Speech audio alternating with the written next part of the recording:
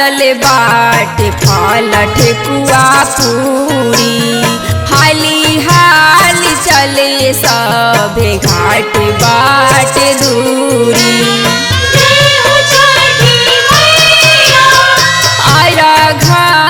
सजल बाट फल ठेकुआ पूरी हाली हाली चले सभे घाट बाट दूरी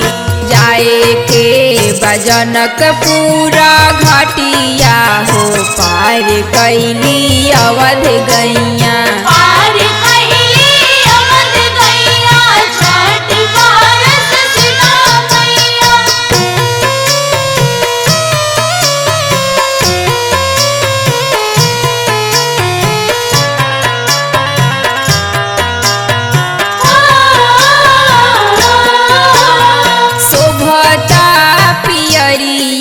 श्री राम चारों भाई के गीतिया गावेली सीता मैया छठ माई के शोभता पियरिया श्री राम चारों भाई के गीतिया गावेली सीता मैया छठ माई के